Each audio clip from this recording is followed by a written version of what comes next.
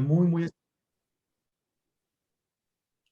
porque este webinar, además del tema tan interesante que es el ligamento cruzado en mujeres, tiene una connotación especial hoy porque tenemos el privilegio de algo que venimos hablando en ACAR hace mucho tiempo, y es que tengamos la oportunidad de oír a mujeres hablando de ortopedia.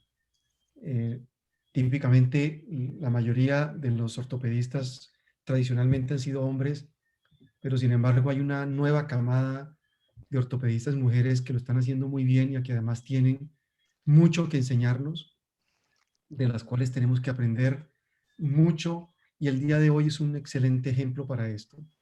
Quiero darle la bienvenida a la doctora María Jesús Tuca, chilena. La hemos conocido ya en otras oportunidades, así que súper bienvenida. A Gina Ríos de Ecuador, alguien que ha sido muy afín y amiga de nuestra asociación. Y por supuesto a Paula Sarmiento, que con lujo de detalles representa CAR en la Secretaría Académica. No menos importante, Germán Ochoa, Danilo Velandia, Mario Figueroa y César Torres, así que todos son súper bienvenidos. Paula, te entrego todo el escenario. Hoy nos vamos a divertir, vamos a aprender mucho, y ojalá que tengamos una audiencia enorme. Ya tenemos más de 100 participantes, así que Paula, todo tuyo. Adelante. Gracias, Paulo. Bueno, pues bienvenidos a todos, un webinar más. Hoy un tema súper interesante, lo habíamos pedido desde el año pasado y nuestra junta directiva y el comité académico de rodilla pues lo tuvo ahí presente y no lo dieron. Ligamento cruzado anterior en mujeres. Quiero que se diviertan, que aprovechen, que pregunten. Tenemos un grupo de conferencistas muy bueno. Y pues en la moderación nos va a acompañar Beto, que ustedes saben también que nos divertimos mucho cuando él está al lado de nosotros en la moderación.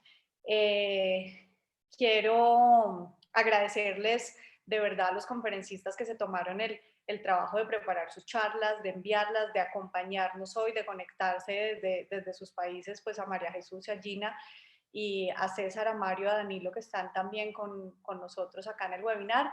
La idea es que hagamos las 5 conferencias seguidas. A medida que cada conferencista vaya haciendo su charla, por favor, en el chat empecemos a preguntarles. Ellos internamente, al finalizar la charla, van a ir respondiendo. Y cuando terminemos las 5 charlas con Beto, vamos a presentar un caso clínico, y a medida que vaya pasando el caso clínico, vamos a ir interactuando con los conferencistas, y al final vamos a responder el resto de preguntas que tengan los participantes. Entonces, pues nada, empecemos nuestro webinar.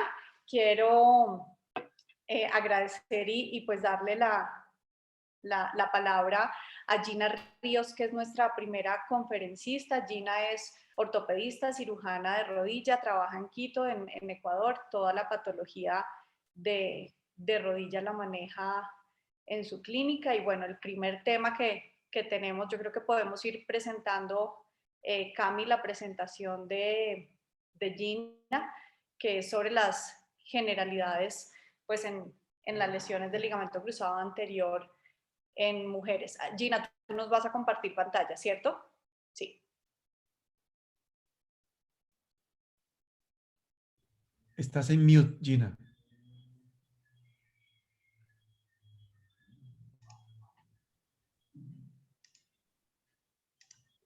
Compártela, porque la quitaste. Efectivamente, ahí está. voy a hablar sobre consideraciones generales en lesión del ligamento cruzado anterior en mujeres.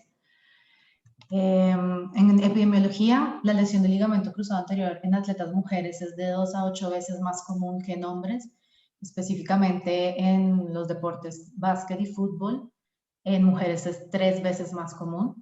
La mayoría de las lesiones de ligamento cruzado anterior en hombres y mujeres ocurre en la adolescencia y en el comienzo de los 20, pero la divergencia de la tasa de la lesión del ligamento cruzado anterior por género es evidente justo después de la pubertad, con un aumento desproporcionado en las lesiones en mujeres. Vemos que las mujeres se lesionan más temprano que los hombres. El riesgo de lesión del ligamento cruzado anterior en mujeres universitarias de alto rendimiento en básquet y en fútbol anualmente es entre el 4.4 y el 5% versus un 1.7% en hombres, es más alta. Y si hablamos de costo, en Estados Unidos las lesiones de ligamento cruzado anterior entre hombres y mujeres más o menos es de 1 a 2 billones de dólares al año. Tengamos en cuenta que el deporte femenino se paga menos, las mujeres ganan menos, de hecho vemos el pay gap más famoso el año pasado y antepasado con el equipo de soccer americano. En nuestros países definitivamente los equipos femeninos muchas veces ni siquiera tienen atención médica, las mujeres tienen que pagar las lesiones de su bolsillo. A esto sumarles el dolor, la larga recuperación que implica además pérdida de productividad, pérdida de competición y pérdida de becas que puede cambiar la vida de estas mujeres.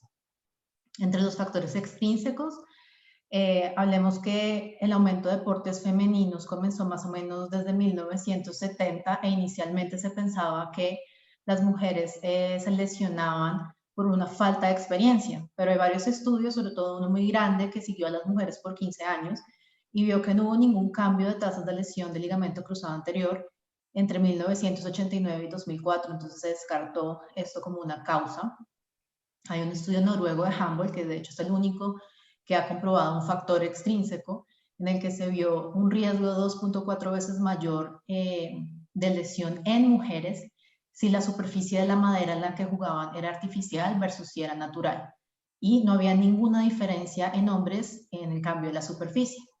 Por lo tanto, los factores extrínsecos no son específicos para el género. ¿Cuáles son estos factores que son iguales para los dos géneros? Superficie de juego que aumenta la fricción, posición de juego que requiere esquivar sin anticipación, el clima seco y la cantidad y la longitud de los touches. Entre los factores intrínsecos hay 4 que han sido muy estudiados. De estos 4, el que más evidencia tiene en las mujeres es el ángulo Q, que es el ángulo del cuádriceps.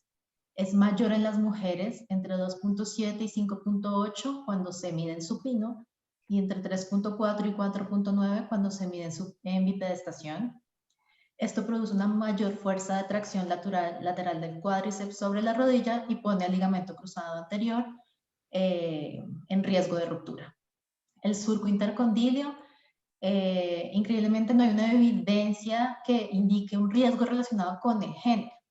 ¿Qué sabemos? Que hay un mayor riesgo ante un surco más pequeño y que los surcos y que las personas que tienen lesiones del ligamento cruzado anterior usualmente tienen más surcos tipo A, que son aquellos que se vuelven más estrechos en el ápice, pero no es un factor de riesgo relacionado al género.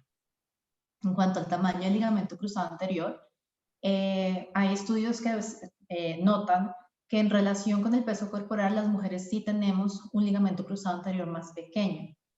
También tenemos un menor diámetro intrasustancia en mujeres versus hombres de la misma talla. Aunque en cuanto a esto hay estudios contradictorios, pero en general llegan a la misma conclusión. Pero tampoco hay un estudio ni un metaanálisis en el que diga que efectivamente todas las mujeres tenemos en relación a nuestro género un tamaño de ligamento cruzado anterior que nos ponga en riesgo versus los hombres.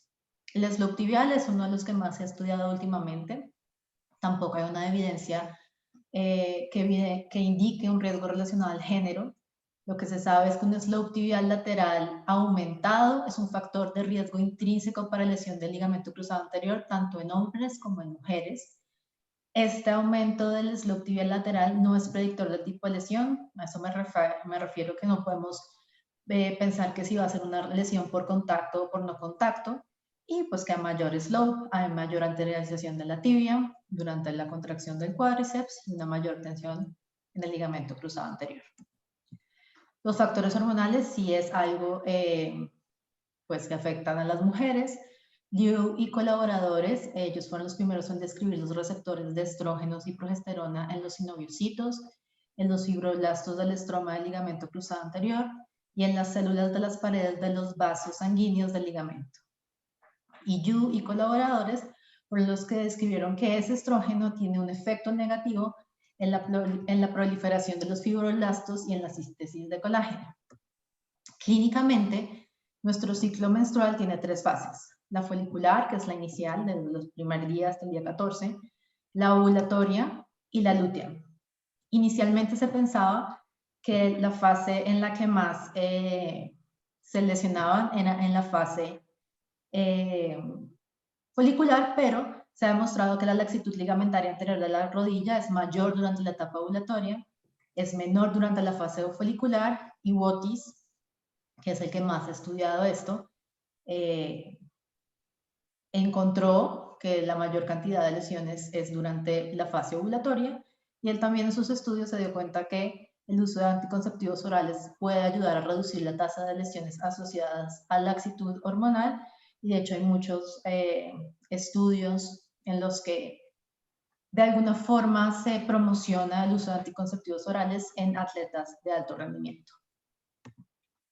En cuanto a los factores biomecánicos y neuromusculares, nosotros tenemos una mayor relación de masa cuádriceps isquiotibiales y una mayor relación de reclutamiento cuádriceps isquiotibiales. Además, nuestro orden de reclutamiento muscular es diferente. Nosotros reclutamos el cuádriceps antes que los isquiotibiales y nos toma más tiempo lograr el torque máximo del muscular. Comparado con hombres, las mujeres aterrizamos con la rodilla en extensión y en valgo, lo que produce una traslación anterior de la tibia, y las mujeres presentamos rotación externa de la tibia, lo que aumenta el riesgo de la lesión. Vemos en el dibujo la clásica foto de FIFA 11 Plus del aterrizaje incorrecto versus el correcto en las mujeres atletas. En la cinética, la diferencia en el momento de abducción de la rodilla entre hombres y mujeres aparece en la pubertad, puede ser hasta 2 veces mayor. Hay un estudio en el que hacen una medición de este momento pretemporada y se dan cuenta que las mujeres que tienen un aumento en este momento tienen un mayor riesgo de lesionarse el ligamento cruzado anterior durante la temporada. Y en cuanto a predisposición genética, últimamente ha habido bastante investigación. Hay una baja representación del genotipo CC del gen COL5A1 que codifica para el colágeno tipo 5 en mujeres con lesión del ligamento cruzado anterior, pero no en hombres. Pero todavía es prematuro llamarlo un factor de riesgo. Como conclusiones, las mujeres nos lesionamos más a más temprana edad que los hombres. Los factores extrínsecos no son propios del género. Los factores intrínsecos, el que mayor evidencia tiene por género es el ángulo Q. Las hormonas juegan un papel importante en el riesgo de lesiones, pero pueden ser manejadas con medicamentos.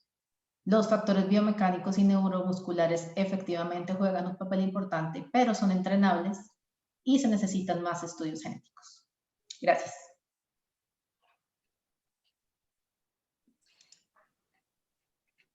Muy bien, gracias Gina. Vamos a continuar con la presentación de María Jesús. María Jesús Tuca actualmente es la jefe del programa de rodilla infantojuvenil de la clínica alemana en Santiago de Chile. Trabaja en el equipo de rodilla del Hospital Mutual, también en el Hospital Roberto del Río, y es la directora del Fellowship de Cirugía de Rodilla y Reconstrucción del Hospital Mutual. María Jesús, muchas gracias. Tienes la palabra. Bien, muchas gracias, Paula. Se ve bien, ¿verdad? ¿Me escuchan bien? Perfecto. Gracias por la invitación. Bueno, vamos a hablar entonces de prevención. Algunas cosas vamos a repetirlas un poco respecto a lo que nos contó Gina, así que vamos a ir un poquito más rápido. Vamos a ver la magnitud del problema, cuáles son los factores de riesgo de las mujeres, qué programas tenemos para reducir el riesgo, si son efectivos y cómo los aplicamos. Entonces, ya está claro que la lesión de cruzado en mujeres es una epidemia. Tenemos 2 a 6 veces más riesgo que los hombres, incluso corrigiéndolo por edad, por deporte, por nivel de competencia. Entonces, sabemos que además del riesgo de lesionarse, tenemos 23% más chance de una rotura contralateral. El género femenino es un factor de riesgo 6 de tener una rotura contralateral y 4 de un riesgo de re-rotura. Entonces, aquí vemos cómo ha ido aumentando las tasas de rotura de cruzado anterior en las mujeres, y esto tiene 2 picos, como comentaba la doctora Ríos, en la adolescencia y después cercano a los 40 años.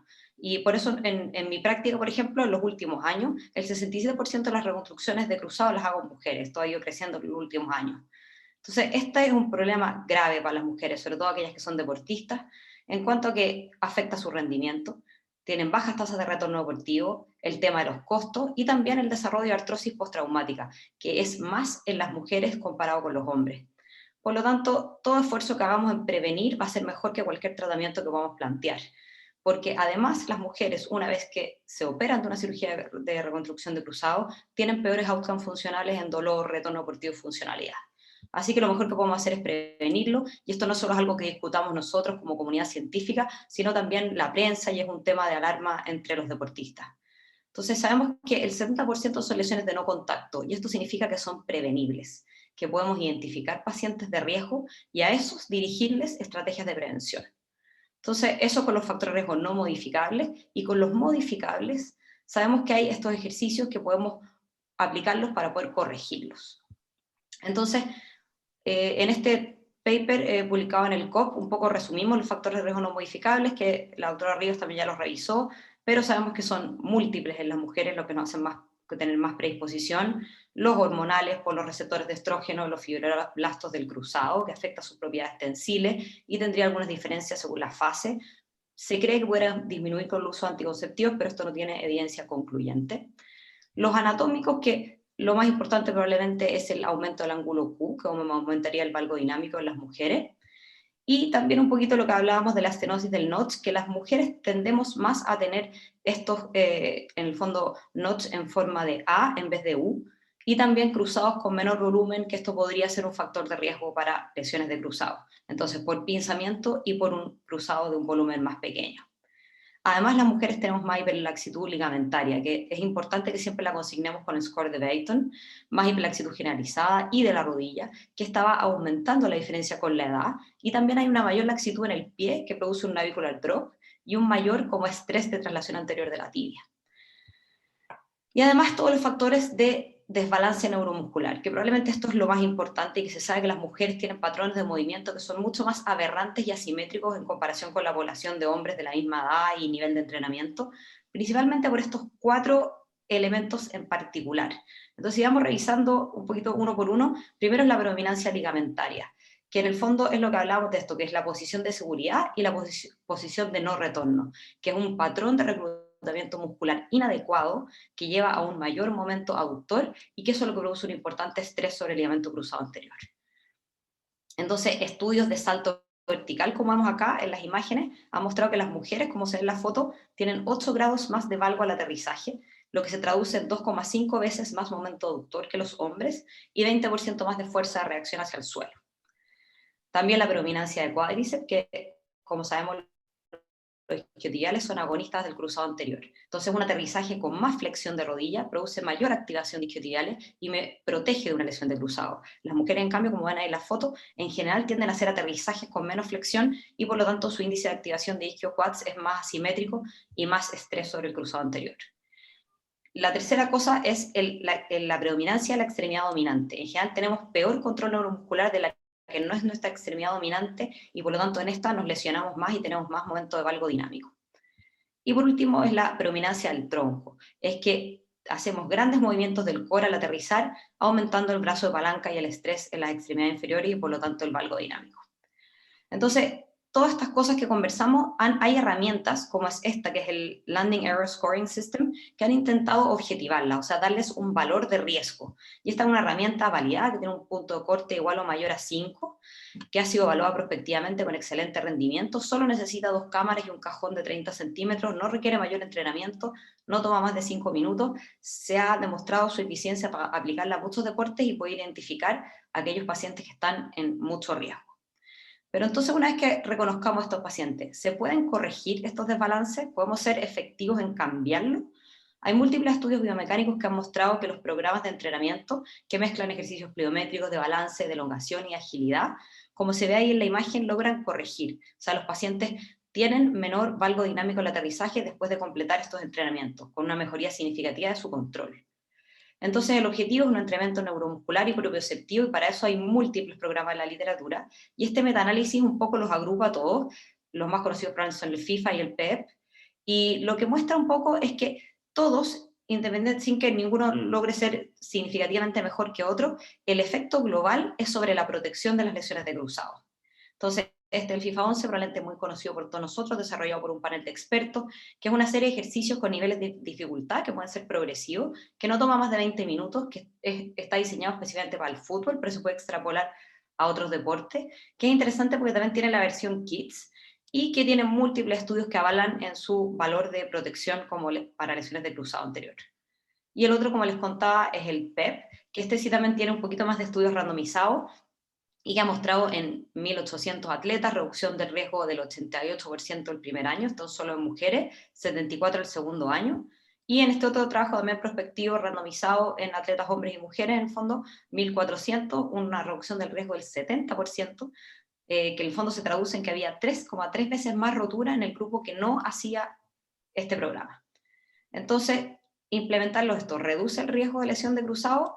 Probablemente estos de los temas en los cuales en toda la cirugía de rodilla tenemos más evidencia. Hay al menos 8 metaanálisis que en total agrupan más de 10.000 pacientes, que aquí un poco están ahí distribuidos, nos muestran que hay una reducción del riesgo que va desde un 39 hasta incluso un 70%. Por lo tanto, 6 de estos metaanálisis son solo mujeres, por lo tanto es bastante categórica la evidencia apoyando que sirven. Y como un poco para coronar toda esta evidencia disponible, hay este metaanálisis de metaanálisis que está en el tope de lo que podemos tener de evidencia disponible para poder afirmar algo, digamos, y mostró efectivamente que en todos estos 15 años de experiencia de estudios publicados, todos estos estudios, que son 6 solamente mujeres, estos metaanálisis, 17 estudios primarios en total, con un alto porcentaje de estudios clínicos randomizados, hay evidencia concluyente que los programas de prevención reducen el riesgo de rotura de cruzado en mujeres, con una reducción global del 50% y específica en las mujeres del 67%. La evidencia no fue suficiente para poder decir lo mismo en los atletas hombres.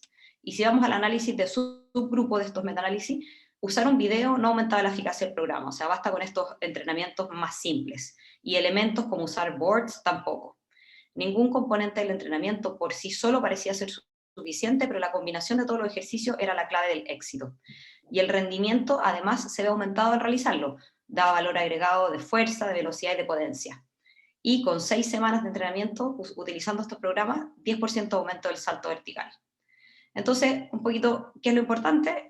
Que el timing es importante, hay que hacerlo antes de empezar la competencia. Idealmente, para que se mejoren los resultados, hay que hacer programas de más de 10 minutos, que sean 3 o más veces a la semana, y que duren más de 8 semanas, porque si no, perdemos el efecto protector. Entonces, ¿qué es lo que tenemos que tener como mensaje de la prevención de cruzado? Que las mujeres son un grupo de altísimo riesgo de rotura de cruzado, de re-rotura y de lesión contralateral. Por lo tanto, los programas de prevención, que tenemos múltiples disponibles, que son costo efectivos con evidencia que los avala de altísima calidad, logran una reducción significativa del riesgo y además contribuyen a mejorar el rendimiento. Por lo tanto, no tenemos que dudar y tenemos que implementarlos y difundirlos en nuestras comunidades. Muchas gracias. Gracias, María Jesús. Bien, voy a darle paso a Danilo Velandia. Danilo es ortopedista, cirujano de rodilla de la Fundación de Ciencias de la Salud, Hospital San José. Trabaja con el grupo de rodilla de la Clínica Nogales acá en Bogotá. Danilo, muchas gracias por acompañarnos. Cami, ¿puedes compartir la presentación? Muchas gracias, Paula. ¿Me escuchas? Sí, perfecto. Ok.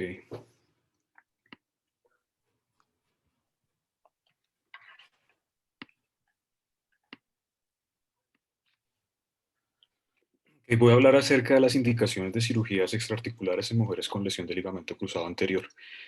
Como lo mencionaron previamente, la falla clínica en mujeres puede alcanzar el 24% y la ruptura del injerto puede llegar a ser el 14%. Los registros han demostrado cómo la mujer puede tener una mayor tasa de lesión e incluso puede tener un riesgo mayor en la rodilla contralateral. En mujeres menores de 25 años y de 20 años, el riesgo de ruptura es 6 veces mayor y el riesgo de lesión de la rodilla contralateral también es mayor. Y la sobrevida del injerto ha demostrado que es menor. De ahí que surge la pregunta si existen una indicación para realizar procedimientos extraarticulares para mejorar esos resultados. Realicé una búsqueda de la literatura donde al final de mi búsqueda encuentro 14 artículos, los cuales son recientes y muestran evidencia clínica y resultados clínicos, y de este grupo tan solo 2 publicaciones son en mujeres. La mayor evidencia se encuentra en estudios como el estudio de Anderson, que fue prospectivo aleatorizado, 2 años de seguimiento que incluyó 37 mujeres, dividieron los estudios en 3 grupos, uno de HTH, otro isquiotibiales, mastenosis lateral y un tercero con isquiotibiales, y concluyen que la inestabilidad residual fue menor en el grupo de HTH y la inestabilidad en el grupo de tenosis es menor en la isquiotibiales aislados. Castoldi en el 2020 hizo un estudio prospectivo aleatorizado de 19 años de seguimiento.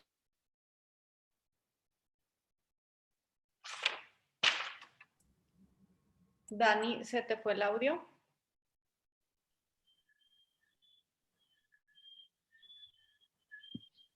¿Me escuchas? Sí, ahora sí. Me parece que el anfitrión me silenció. ¿Me escuchas? Sí, perfecto. Okay.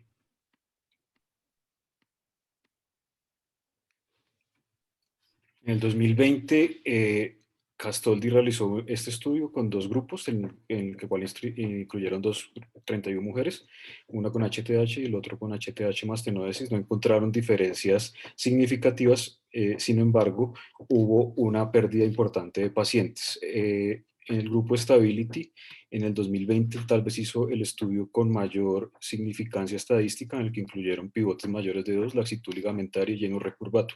Dentro de estos 3, había un grupo importante de mujeres. Esto lo dividieron en dos grupos, isquiotibiales y el otro isquiotibiales mastenosis, y hicieron un seguimiento a 2 años. Subdividieron el estudio en 2 grupos, entre 14 y 19 años y 20 y 25 años, encontrando una menor falla clínica en pacientes con tenodesis y una menor ruptura en pacientes con tenodesis. Concluyeron que eran necesarias 7 tenodesis para prevenir una falla clínica y 14 tenodesis para disminuir o prevenir una ruptura del injerto. La limitación de este estudio es que no compararon con HTH y no tienen resultados predecibles o reproducibles en menores de 15 años o mayores de 25 años. El grupo de Safanini y Marcacci realizó un estudio prospectivo con 3 grupos de pacientes de estudio con HTH, con isquiotibiales y isquiotibiales mastenosis, en los cuales participaron 30 mujeres, realizaron seguimiento a 5 años, no encontraron diferencias significativas, pero definieron que los isquiotibiales mastenosis podrían llegar a tener resultados similares a la HTH. El grupo Deporte realizó un estudio controlado aleatorizado en pacientes a los cuales tenían una lesión del ligamento cruzado primario en esqueleto maduro y hacían deportes de contacto. Al terminar la cirugía, realizaban una valoración si quedaba un pivote residual, y si encontraban pivote residual hacían un estudio aleatorizado. Incluyeron 55 pacientes, todos menores de 25 años, y como importante habían 32 mujeres. Dividieron un grupo a los que no le hicieron tenodesis y en el otro grupo añadieron una tenodesis tipo Lemmer y hicieron un seguimiento a 2 años. Encontraron que la ruptura era menor en pacientes con tenodesis, y recomiendan que si existe un pivote residual al terminar la reconstrucción primaria se puede adicionar una tenodesis para mejorar los resultados. Este es uno de los estudios que incluyó solo mujeres menores de 40 años con pivotes mayores de 2, 2 meses entre la lesión y la cirugía. En el primer grupo 30 mujeres con isquiotibiales cuádruples y en el segundo isquiotibiales más tenodesis, seguimiento a 30 años. La edad media de todas las pacientes era menor de cercana a 27 años. Mejoraron el pivote, mejoraron la tasa de ruptura y menor falla clínica. Sin embargo, la cantidad de la muestra era baja, lo cual disminuye la potencia de este estudio. En 2020 se republicó el estudio preliminar de seguimiento aleatorizado prospectivo del grupo Santi, con 2 grupos, el primero con HTH y el segundo isquiotibiales más anterolateral anatómico. En el primero incluyeron 16 mujeres y en el segundo 34 mujeres, todas menores de 35 años, y definieron los grupos como homogéneos. Los resultados preliminares no encontraron diferencias, pero sí una tendencia menor a ruptura, y no reportaron diferencias entre géneros. Entre los estudios con menores evidencias está la cohorte de ese mismo grupo de Santi, con 41 pacientes con una media de 22 años, con 138 mujeres, con un seguimiento a 38 meses. El primer grupo HTH, el segundo isquiotibiales cuádruple y el tercero isquiotibiales más anterolateral anatómico. Al terminar el estudio encuentran que isquiotibiales más anterolateral reduce 3.5 veces menos la lesión o reruptura que isquiotibiales aislados y 2.5 veces menos reruptura que HTH. Definieron haciendo un análisis multivariado que las personas con menores de 25 años y con una laxitud mayor de 7 milímetros tienen mayor riesgo y no encontraron una diferencia significativa dentro del género. Sin embargo, hicieron al siguiente año una publicación de 70 pacientes, todos atletas, dentro de ellos 22 mujeres, y al terminar el estudio consideran que las mujeres tienen una mayor tendencia a ruptura y menor sobrevida del injerto si no se hace una anterolateral al isquiotibial. El grupo de Camilo Elito hizo una cohorte comparativa, una retrospectiva y una prospectiva, incluyendo solo pacientes con hiperlaxitud, dentro de los cuales 32 eran mujeres en la cohorte retrospectiva y en la prospectiva 17 mujeres, haciendo un seguimiento a 2 años. Los resultados son que los isquiotibiales más anterolateral mejoran la tasa de ruptura y mejoran la estabilidad AP y rotacional en hiperlaxitud. Sin embargo, las limitaciones de este estudio es que es una cohorte retrospectiva y otra prospectiva. Los grupos pueden llegar a ser heterogéneos y las escalas funcionales no encontraron una diferencia significativa. Y la comparación no existe con otro injerto como el HTH. Finalmente, el grupo de Matteo Busini hizo un estudio en solo mujeres, que incluyeron 16 mujeres, todas futbolistas de alto rendimiento, en las cuales hicieron isquiotibiales más tenodesis, hicieron un seguimiento por 2 años. Al final de la evaluación, 2 examinadores diferentes evaluaron la estabilidad y las escalas funcionales, encontrando mejor estabilidad anterior y rotacional y un puntaje alto en las escalas funcionales cuando se añadía la tenodesis. Sin embargo, la variabilidad entre los observadores podría ser alta y la cantidad de pacientes era muy baja.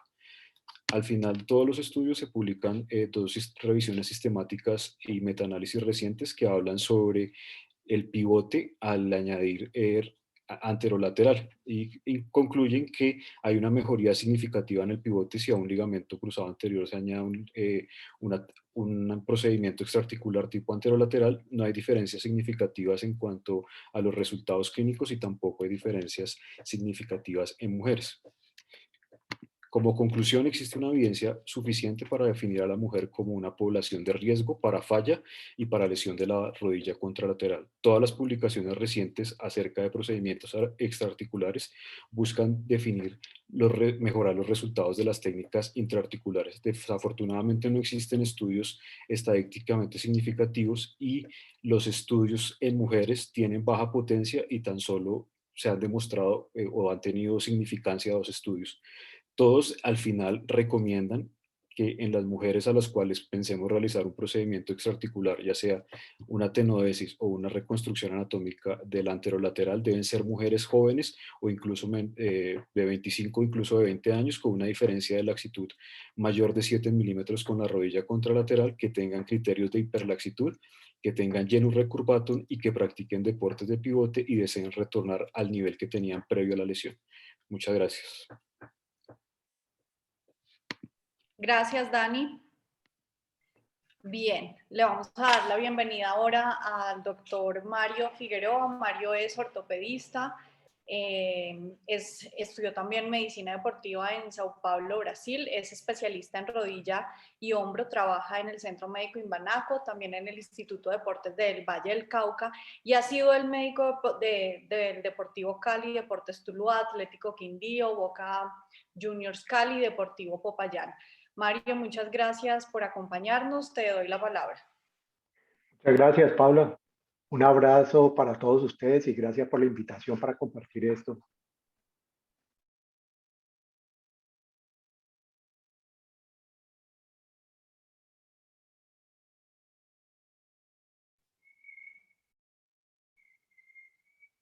A Paula por la invitación a compartir con ustedes algunas de las cosas que hacemos. En esta ocasión vamos a hablar de lesiones del cruzado anterior en mujeres. Todos sabemos que las lesiones del cruzado en mujeres son más frecuentes, 3 a 4 veces más. Hay 14 casos por 100.000 mujeres y se sabe, pues se ha estudiado que tienen que ver la dominancia del cuádriceps. Las mujeres tienen más fuerza en el cuádriceps que en los isquiotibiales, que se activan más en deportes.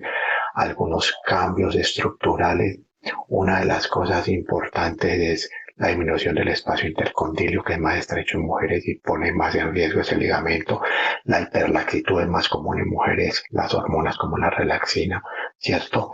Y algunas cosas que son comunes como la disminución o la alteración de la fuerza muscular, la alteración de la propiocepción y la fatiga, aunque parece ser que en mujeres deportistas la fatiga es menos importante para la lesión que en los hombres. Tenemos en la epidemiología que las lesiones de cruzado anterior son un problema en los deportistas, sobre todo porque el retorno es el 82% en la mayoría de los estudios, a un nivel de prelesión de alrededor de menos del 70%, un índice de ruptura casi del 6% y ruptura del lado contralateral del 12%, y tenemos una estadística de malas de las lesiones asociadas como el cartílago y como los meniscos. En un estudio muy bueno salió este año, se ven los dos mecanismos que ocurren en las lesiones del cruzado anterior en mujeres. Generalmente son de traumas indirectos o sin trauma, ¿cierto? O sea, realmente más del 80% no tiene que ver con trauma en la pierna lesionada. Uno de los más comunes es cuando las mujeres reciben un trauma indirecto en la miembro superior, están apoyando en una sola pierna y esto hace que se forme un valgo forzado y una rotación del tronco. Cuando han pateado, por ejemplo, una pierna, la pierna de apoyo está apoyada y a veces el desbalance para recuperar la posición inicial hace que se rote el tronco, haya un valgo forzado, y estos son los dos mecanismos más comunes de lesión. Y esto es importante, ¿por qué? Porque sabemos que si logramos intervenir en esto, si logramos corregir esto, lograremos prevenir la mayoría de esas lesiones, ¿cierto? Y acuérdense, nosotros somos buenos cirujanos y hacemos cirugías buenas y perfectas, pero si el paciente no tiene una recuperación adecuada, estamos viendo eso y ya vemos el índice de retorno que es bajo. Entonces realmente la prevención y la recuperación adecuada son lo más importante.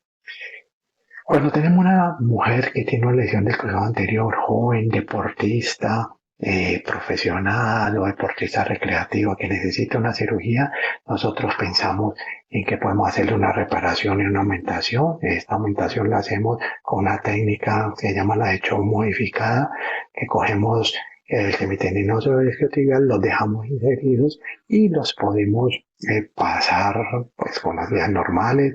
En las reconstrucciones normales usamos la técnica transtibial modificada.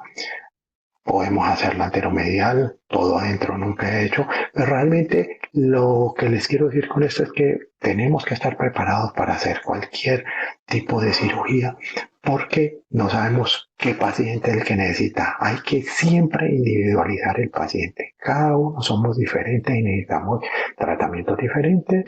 En la selección del injerto usamos principalmente autoinjertos, más del tendopatelar, aunque a veces usamos hamstring o cuádriceps dependiendo del tipo de paciente. Los aloinjertos los usamos en algunos determinados pacientes, sobre todo que no tengan tanta exigencia deportiva, que no sean profesionales, y cuando estamos pensando que podemos hacer una reconstrucción del ligamento anterolateral, yo creo que el futuro va a ser los injertos. Los estudios han demorado, pero yo creo que todo va para allá.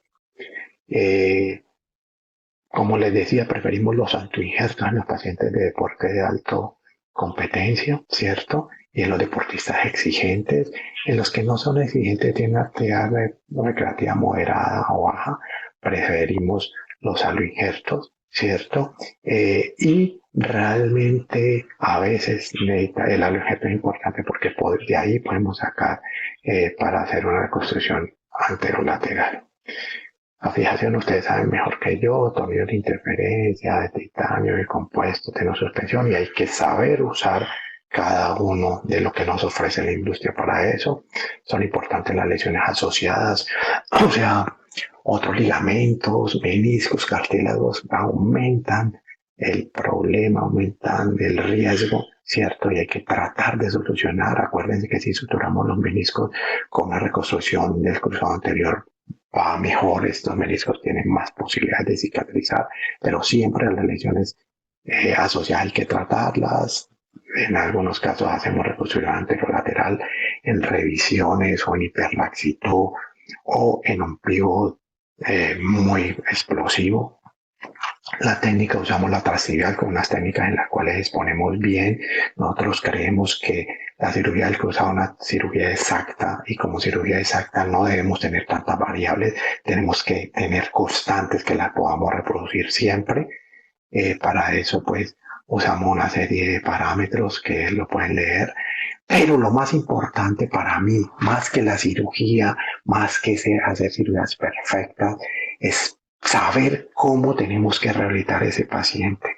Y eso es importantísimo. Por ejemplo, yo apoyo desde el principio, para mí es más importante que no pierdan la propiocepción, ¿cierto? Ese apoyo puede ser protegido con muletas dependiendo de las lesiones asociadas, pero iniciamos el apoyo inmediatamente, no inmovilizamos a no ser que haya lesiones asociadas de ligamentos colaterales, del menisco no lo inmovilizamos, restringimos el AMA de acuerdo a las lesiones asociadas, pero comienza un AMA desde el primer día operado.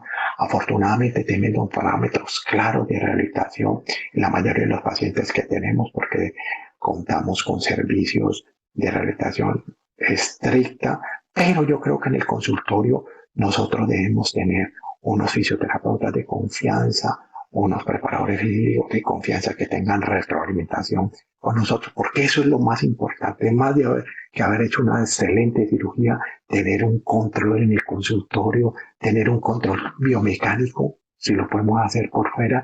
En el consultorio, con los fisioterapeutas o preparadores físicos, podemos tener índices del cuádriceps, podemos hacerle test en el consultorio, podemos llenar unos protocolos y podemos tener un seguimiento estricto postquirúrgico. Miren una cosa tan simple como el valgo dinámico que le pueden hacer. El paciente sube a su camilla y le piden que salte a partir del 4º mes. Si ustedes ven que hace un valgo dinámico, ese paciente no puede pasar a otra fase. Ese paciente tiene que tener un control de fortalecimiento y mecanismos neuromusculares, porque si no va a tener una nueva lesión. Con esto quiero decirles que lo más importante es la prevención. Para mí, tener una exacta rehabilitación del cuerpo es una serie de cadenas cinéticas que tiene que ser perfecto, porque si no, se va a recuperar el cruzado y se va a lesionar la otra rodilla o el menisco, va a tener una ruptura muscular y la educación es mandatoria, ¿cierto? Porque si no, no alteramos esto. Tenemos la cirugía, el manejo postquirúrgico, todo lo que hacemos, pero si no hacemos eso, el paciente va a entrar a otro problema, otra lesión y así, y nosotros tenemos que cortar ese círculo, porque tenemos que cambiar el paradigma de la lesión deportiva. Siempre pensamos de la lesión para una recuperación y deberíamos pensar en que la recuperamos y que el paciente se sincroniza perfectamente y se evitan lesiones nuevas. Porque si pensamos en la lesión, vamos a buscar en estrategias a corto plazo y vamos a pensar siempre en tornillos, técnicas quirúrgicas, brace, muletas, ¿cierto? Pero si pensamos en recuperación, vamos a aprender y a hablar de control neuromuscular, de rehabilitación específica en campo de cadena cinética, de reacondicionamiento y de prevención. Bueno, Muchas gracias, Mario. Gracias, Pablo. Le voy a dar la palabra a César Torres. César es médico especialista en medicina de la actividad física y el deporte de la Universidad Pontificia Bolivariana. Trabaja como deportólogo en la ciudad de Medellín actualmente. César. Muy buenas noches. Buenas noches, mi nombre es César Torres, médico especialista en medicina de la actividad física y el deporte. Agradezco a CART por la invitación a este webinar y felicito a mis compañeros por sus excelentes ponencias. Me corresponde a mí hablar de diferencias en la rehabilitación para la reconstrucción del ligamento cruzado anterior en mujeres y quisiera empezar diciendo que recordemos que hay múltiples protocolos independiente del género que tienen variedad de ejercicios, variación en la progresión de las etapas, diferentes componentes claves para cada una de las etapas, pero el objetivo final siempre es el retorno al deporte en el nivel previo a la lesión o el retorno a la vida diaria en altos niveles de calidad de vida, calidad de movimiento y funcionalidad, lo que incluye rangos de movilidad y protección para el injerto y evitar que éste se elongue o falle generando una inestabilidad. Nos debemos preguntar entonces cómo abordar la rehabilitación desde el origen y cuáles son las diferencias de género para la rehabilitación del ligamento cruzado anterior y qué. Si tomamos entonces los factores causantes, dentro de ellos están los factores lesionales y ahí está la fatiga muscular. La fatiga muscular genera un desequilibrio neuromuscular. La musculatura no tiene la capacidad de absorber las fuerzas y estas son transmitidas a los ligamentos. Por eso debemos trabajar en todas las manifestaciones de la fuerza desde las fases tempranas, específicamente en la que tiene que ver con la resistencia a la fuerza. Preparar la musculatura para todas las cargas que gradualmente le hemos estado imponiendo durante cada una de las fases. La asimetría, las mujeres tienen una dominancia mayor del complejo anterior, la parte del cuádriceps, lo que se relaciona con una menor flexión de rodilla en la amortiguación y una menor activación de la musculatura posterior en la estabilización de la rodilla. Por lo tanto, desde las fases iniciales, desde la isometría, las cadenas cinéticas cerradas, debemos empezar a trabajar toda esa cadena posterior, toda la musculatura pelvitrocanteria. En patrones de movimiento debemos establecer una ganancia neuromuscular y neuroadaptativa en el patrón de movimiento con todas las simetrías articulares posibles, desde tronco, miembro superior y miembro inferior, inclusive se empiezan a trabajar desde camilla para generar unos patrones de movimiento adecuados que cuando hagamos la transferencia a las fases de marcha, de frenado, de aceleración, de salto, pues ya tengamos una ganancia desde lo neuromuscular y así poder evitar todas las anomalías que nos dan no solo las asimetrías, sino esa falta de estimulación en patrones de movimiento. Dentro de la debilidad, pues tenemos que una asimetría en la activación de miembros inferiores por menor activación muscular genera un menor control motor en la pierna no dominante, además de eso menor estabilidad lumbopélvica que conlleva una menor capacidad de estabilización de la rodilla. Hay un déficit en el control neuromuscular a nivel lumbopélvico que se asocia con inestabilidad cadera-rodilla y esto aumenta la probabilidad de lesión o de ruptura del injerto. Lo que tenemos que trabajar es todo el pilar, la parte posterior de miembros inferiores y además de eso el core, musculatura central del cuerpo. Entre los anatómicos tenemos el ancho de cadera, la anteversión femoral, la escotadura intercondílea menor y el tamaño del ligamento cruzado anterior que es menor en mujeres. Ahí tenemos unos factores desde el punto de vista corregir tempranas de rehabilitación. Dentro de la parte hormonal, pues no es concluyente la literatura, como vieron todavía hay puntos de discusión. Sí debemos reconocer que hay unos niveles de estrógeno alto en los niveles 7 a 14, fase folicular tardía, fase ovulatoria temprana. Recordar que la relaxina pues modula con ciertos receptores en el ligamento cruzado anterior, pero no cambia las propiedades mecánicas del ligamento. El ligamento estabiliza y es un neuroreceptor que envía una información al sistema nervioso central, elabora una respuesta motora para corregir y proteger una posición, pero si estoy a 90 grados de flexión o si estoy en extensión, pues esa va a ser la información que envía el ligamento al sistema nervioso central, esté en el día 1, en el día 8, en el día 14 o en el día 21. Ya cuando hay una lesión hay una desaferencia y la información no viaja. El ciclo menstrual no muestra cambios en la respuesta informativa. Esto es importante de no dar una connotación negativa. Lo que sí podemos hacer es establecer en los periodos del ciclo menstrual unos entrenamientos diferenciales porque hay unas hormonas que nos ayudan a ganar resistencia a la fuerza, otras a fuerza máxima y otras definitivamente donde tenemos que hacer un tema de fatiga metabólica más no de fatiga neuromuscular. Nos enfocamos entonces en diferencias en factores musculares y mecánicos, patrones de activación muscular, diferentes en habilidades básicas y en habilidades especializadas y ahí es donde vamos a establecer nuestro. Hay unos hallazgos cinemáticos en el cambio de dirección y amortiguación que para nosotros son la base de la rehabilitación en la mujer. Lo primero es el mayor momento de aducción de cadera durante el cambio de dirección, lo que va a generar que nosotros tengamos mucha mayor injerencia en el fortalecimiento de la musculatura pelvitrocanterea. Ahí es donde debemos hacer el énfasis, trabajos de glúteo mayor, glúteo medio, trabajo de aductores, obturadores, los trabajos del gémino superior y gémino inferior, además de eso los trabajos de lo que tiene que ver con isquiotibiales gastrosóleos y para el mayor valgo de rodilla hacer unos trabajos del tibial posterior porque la debilidad es la que genera mayor rotación interna del fémur, sin descuidar el control lumbopélvico porque una menor flexión de cadera, rodilla y tobillo nos puede generar una mala amortiguación, hay un mayor ángulo en eversión de tobillo, hay un pie más pronado, lo que genera una cadena que es fatídica a la hora del aterrizaje y el frenado, por eso debemos controlar no solamente con la fuerza, sino con esos patrones de movimiento específicos de los drills o gestos deportivos en el cambio de dirección, el frenado, la amortiguación y el salto. La propuesta de abordaje al margen de cualquier protocolo que se elija es la siguiente: generar primero una valoración, posteriormente un control motor de los fundamentos del movimiento, pasar a capacidades físicas del movimiento, generar unos ayudas para esos eslabones débiles y terminar con habilidades del deporte. El primer paso entonces es valorar Y empezamos por valorar los patrones de movimiento básicos y especializados, los básicos y la base central en mujeres, y en este caso empezar a trabajar con técnica de carrera que incluso se puede trabajar desde la fase inicial del movimiento, se puede trabajar desde camilla, técnica de salto que se trabaja en las fases finales, asimetrías que la tomamos como la tercera causa de ruptura y reruptura del ligamento cruzado anterior, trabajos de desaceleración, trabajos de amortiguación, cambios de dirección, control lumbopélvico, como lo veíamos anteriormente, es demasiado importante para nosotros en la rehabilitación, y el control monopodal. Teniendo en cuenta que biológicamente las mujeres tienen 8 veces menos capacidad de concentrar la fuerza que los hombres, lo que quiere decir que a una misma dosis la respuesta es menor. Tenemos como solución entonces aumentar la dosis. Tendríamos que trabajar con mayores niveles de fuerza para poder tener así una muy buena adaptación a nivel neuromuscular.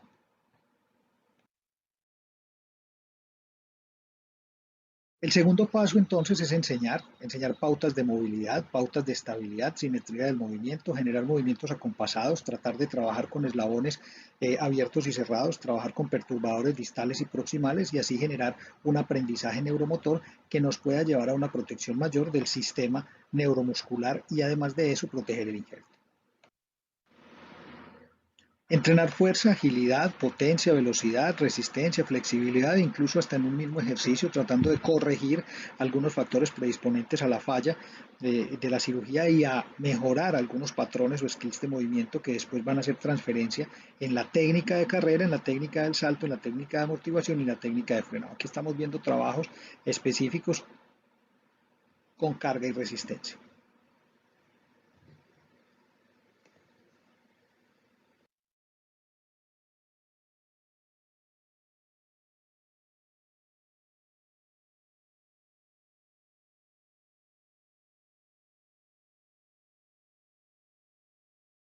En el cuarto, controlar y valorar los eslabones débiles, mirar la rotación interna del fémur, trabajar piso pélvico, pronación del pie y muy importante trabajar la fase excéntrica y concéntrica del valgo dinámico, unipodal y bipodal, generando así unos aprendizajes específicos para la práctica del deporte, teniendo en cuenta también la maduración sexual y la maestría en cada uno de los deportes de los cuales estamos evaluando, o si es población general, pues generar un aprendizaje específico desde...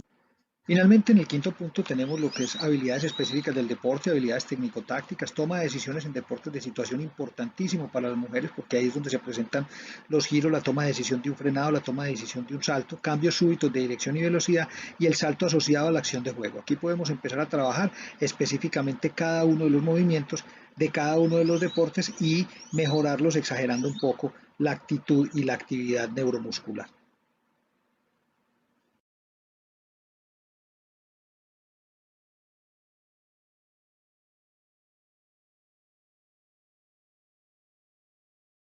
que hacemos basados en los giros. Entonces tenemos una semaforización, cambios de dirección entre 60 y 180 es un semáforo en rojo, hay que frenar.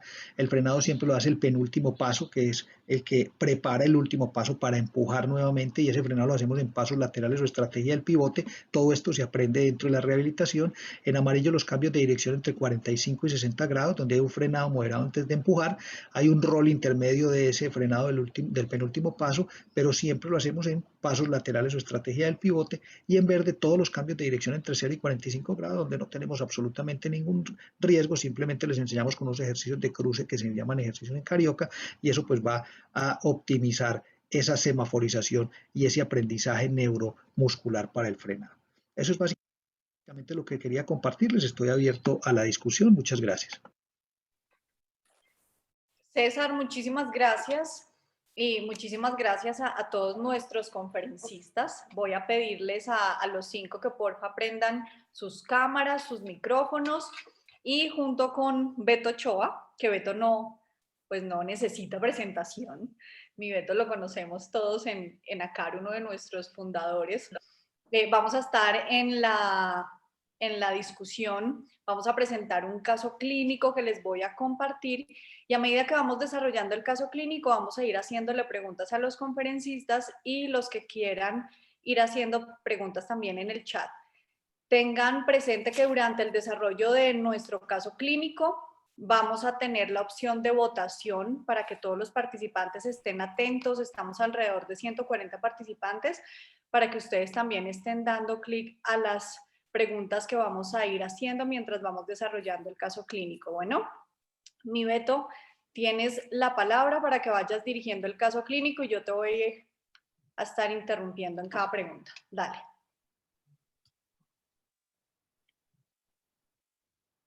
Beto, tu audio. No te escuchamos.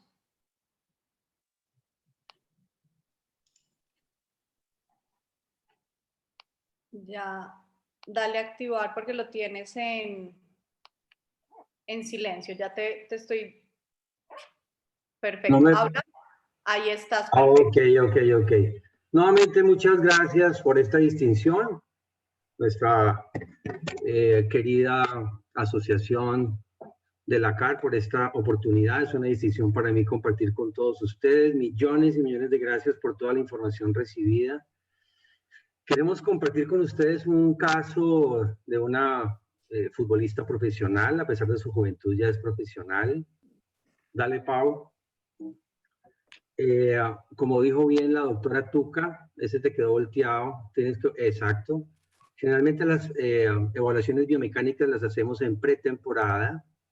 Quiero que con detalle revisen el aterrizaje, un aterrizaje inadecuado, una asimetría, una caída más en el mediopié y en los talones, aparte de que no tienen los cordones bien puestos, que me parece fatal. Hay una asimetría muy importante, con un salto muy escaso de 45 centímetros y un valgo dinámico bilateral mayor izquierdo, tanto en el despegue, pero mucho más grave en el aterrizaje. Esta es una de las pruebas, entre muchas otras que hacemos en evaluación de pretemporada. Sigue, Pau. Quiero mostrarles en la siguiente diapositiva y voy a leerles el concepto de nuestro licenciado biomecánico cuando nos registró las pruebas en ese momento, 15 de noviembre del 2020. El ingeniero, el doctor Restrepo, nos dice que es importante que hagamos un plan diferenciado con esta futbolista para que se reeduquen los patrones del movimiento, para que no realice el valgo dinámico de sus rodillas.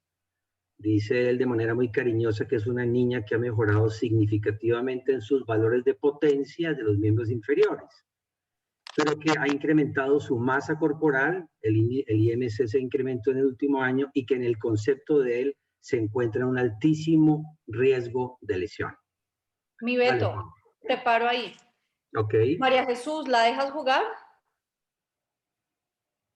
Bueno, es una pregunta difícil porque en el fondo a un deportista profesional decirle que no puede jugar solo por una como estadística de riesgo, yo creo que en la práctica es un poco complejo, pero creo que como hacemos en la modernidad de la decisión informada de los pacientes, incluidos entrenadores deportistas que son los más cabeza dura, como todos sabemos, creo que lo más importante es hacerle saber el altísimo riesgo que tiene y lo, entre comillas, fácil o factible que es corregirlo.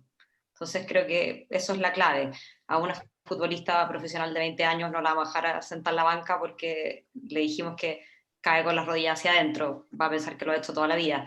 Pero creo que es importante hacer la conciencia. Entonces por eso lo que yo decía, como decirle a los preparadores físicos, a los entrenadores, que esto es algo súper importante. Bien, César, ¿tú la dejas jugar? Te pregunta el técnico. Sí, eso es dependiente. Si es una paciente que está en un proceso de rehabilitación, hay un artículo muy interesante que habla de las tomas de decisiones de retorno al deporte, diferenciando lo que es retorno al campo, retorno a la competencia y retorno al rendimiento. No, hay que mirar en qué fase está.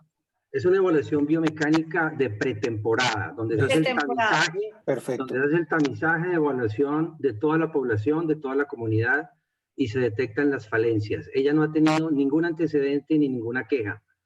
No, la meto en un programa de reaprendizaje motor, pero lo que decía nuestra colega es una deportista que difícilmente va a no jugar y hay que convencerla de un reaprendizaje motor, pero pues si no tiene ninguna otra pues casuística en este caso podría jugar. Bien. Con Gina, riesgo. ¿sí o no? ¿La dejas jugar? Sí. O sea, lo mismo. Hay que hablar con ella, explicarle al cuerpo técnico pero como decimos, o sea, nuestra biomecánica y nuestra cinética son cosas que se pueden entrenar y no hay ninguna razón para sentarla. Perfecto, así fue. El cuerpo técnico manifiesta que la necesita. La deportista está convocada a la selección nacional y va a jugar. La sugerencia, creo que ya la dijo María Jesús, explicarle el riesgo que tiene. César también lo dijo, pero pues ya estamos a punto de jugar. Mi Beto, sigue. Mira, la doctora Tuca fue muy clara en su análisis y en todo el reporte bibliográfico.